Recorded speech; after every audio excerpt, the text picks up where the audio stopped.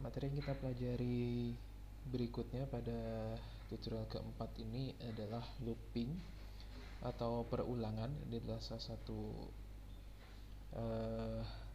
materi yang perlu dipahami oleh mahasiswa saat melakukan pemrograman apapun ya, terkait kemudahan kita melakukan perulangan dengan beberapa baris perintah pada kode pemrograman Java gitu. Jadi dibanding kita mengetik berulang-ulang, kita cukup ngetik beberapa baris saja yang nanti akan diulang oleh komputer.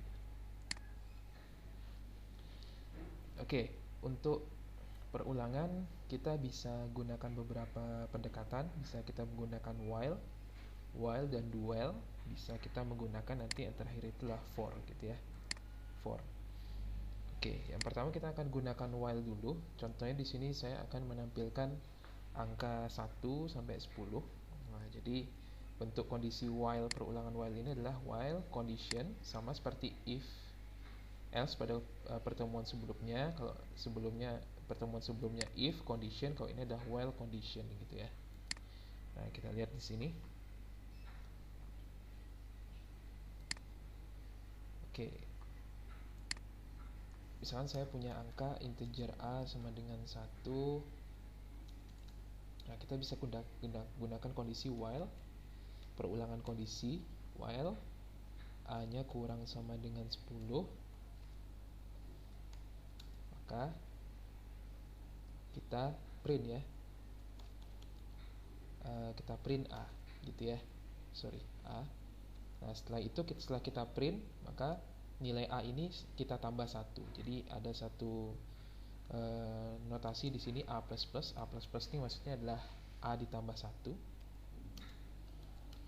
Nah, jadi ini maksudnya adalah saya mendefinisikan variabel a dengan nilainya 1, dan saya mendefinisikan kondisi perulangan while a selama dia kurang atau sama dengan 10 gitu ya.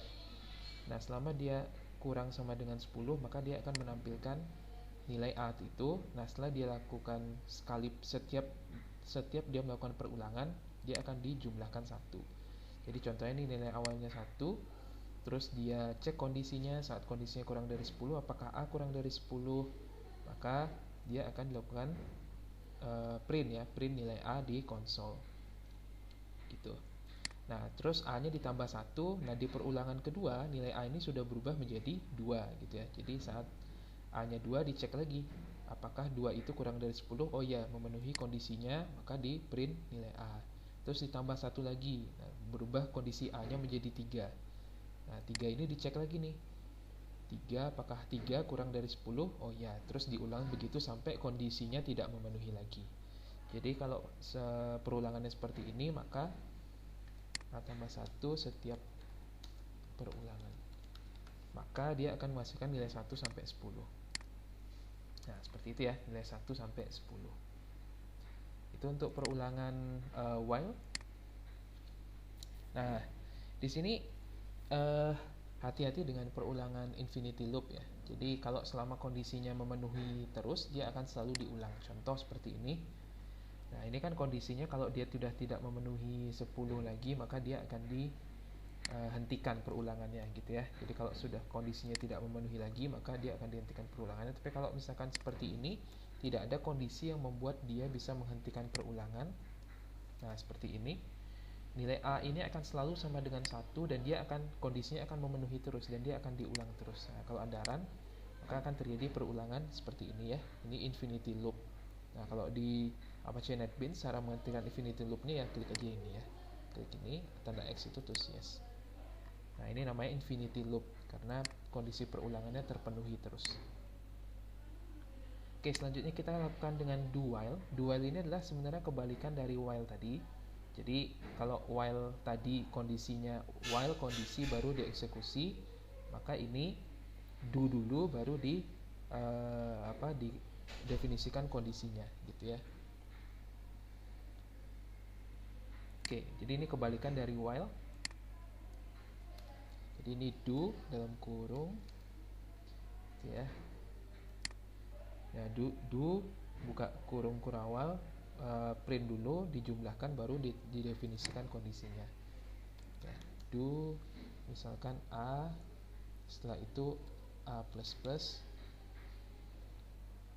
Nah, baru didefinisikan while-nya di sini ya. While A kurang sama dengan 10. Gitu ya. Ini titik koma. Oke. Ini titik koma juga. Oke. Baru ada run ya. Nah, ini hasilnya sama 1 sampai 10 gitu ya. Nah, bedanya adalah kalau while tadi dia dicek kondisinya dulu baru dilakukan eksekusi. Nah, kalau ini dia dieksekusi dulu baru dicek kondisinya. Jadi dieksekusi misalkan contohnya di sini A sama dengan 1, dieksekusi dulu. Terus ditambah 1, 2, terus baru dicek apakah A kurang dari 10, kalau iya dieksekusi lagi. Gitu ya. Jadi bedanya itu saja. Kalau ini dieksekusi dulu baru didefinisikan kondisinya. Kalau while tadi didefinisikan dulu kondisinya baru dieksekusi. Itu aja beda do dan while ya. Oke, selanjutnya perulangan for. Perulangan for ini mungkin ini paling banyak nanti kita gunakan ya selanjutnya. Jadi for itu notasinya seperti ini. For i, Anda bisa gunakan shortcut ya. Caranya for i, ketik for i, terus Anda ketik tab ya, tambah tab. Nah, maka dia akan otomatis membuat konstruksi perulangan for. Jadi caranya adalah for i tambah tab gitu ya. Nah, kalau untuk for perulangan for itu kondisinya ada 3 ya. Pertama, variabelnya dimulai dari berapa, terus hingga hingga ke berapa, lalu setiap perulangannya variabel ini dijumlahkan 1 gitu ya. Nah, gitu. Jadi ini sebenarnya lebih ya hampir sama dengan while tadi ya. Jadi ini sampai 10 misalkan, atau i kurang sama dengan 10 gitu ya. Jadi ini i-nya dimulai dari sama dengan 0 sampai kondisinya i kurang dari 10 perulangannya, terus setiap perulangan i-nya ditambah 1. Nah, ini kita hapus saja, kita tampilkan perulangan i gitu ya. Nah, ini hasilnya gini, 0, 1, 2, 3, 4, 5, 6, 7, 8, 9, 10 gitu ya.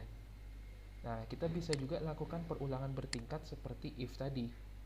Jadi saya akan lakukan perulangan, jadi seperti ini ya, 0 sampai 9, terus 0 dengan 5 kali perulangan bertingkat gitu ya. Contoh seperti ini lakukan 5 kali perulangan bertingkat ya. Ini 6 ya, totalnya 0, 1, 2, 3, 4, 5, 6, karena kondisinya kurang sama dengan 5, berarti 0, 1, 2, 3, 4, 5, 6. Ini totalnya 6 perulangan. Nah, kalau pengen 5 perulangan bisa caranya dengan 4 seperti ini, atau tetap 5 ini dihapus ya. Oke, didefinisikan lagi satu lagi perulangan berikutnya. Nah, karena i sudah didefinisikan di sini, kita tidak boleh mendefinisikan i lagi di sini. Jadi ini diganti dengan j. Kalau Anda ketik for i plus tab, dia akan otomatis menjadi j. Gitu ya. Ini totalnya kita mengulang sampai 9 tadi. 0, 1, 2, 3, 4, 5, 6, 7, 8, 9 sampai kondisinya kurang dari 10, berarti nilainya nanti 0 sampai 9. Dan kita akan menampilkan nilai j dengan cara ke samping ya. Jadi tidak di enter. Jadi learn ini akan saya hapuskan. J, lalu saya pisahkan dengan tab splash T gitu ya. Nah, setiap sekali perulangan tingkat pertama ini, perulangan i itu akan di enter 1 kali. Cara mengenter 1 kali caranya gimana? Nah, tinggal berikan saja sort di sini. Ya, cukup bikin seperti ini aja tanpa kita perlu memasukkan objek tertentu di sini ya. Cukup seperti ini aja. Kalau mau dikasih tanda kutip 2 juga nggak apa-apa ya, karena learn ini kan sejatinya sudah enter ya. Jadi setiap sekali perulangan yang i ini dia akan di enter ke bawah. Nah, ini kalau kita running, nah hasilnya seperti ini. Jadi dia akan mengulang menyelesaikan for perulangan yang di dalam, yaitu perulangan j terlebih dahulu. Kita lihat outputnya ya. Jadi dia akan menyelesaikan perulangan j terlebih dahulu, untuk kondisi I sama dengan 0. Ini perulangan pertama ya. Ini perulangan I sama dengan 1. I sama dengan 0. Ini I sama dengan 1, I sama dengan 2, I sama dengan 3, I sama dengan 4 gitu ya. Nah, terus dia diulang sampai 9 karena kondisinya kurang dari 10. Begitu dia selesai mencapai 9, maka dieksekusi println yang ini ya. Berarti ini kan bentuknya karena tidak ada objeknya di dalamnya, terus dia akan di enter. Ingat, kalau ada learn-nya dia akan di enter. Jadi setelah dia diulang sampai 9 dia akan di enter, terus diulang lagi sampai 9 for yang J, di enter lagi sampai kondisinya 5 ya, karena perulangan yang I-nya ada 5 gitu ya. Oke, itu untuk materi perulangan.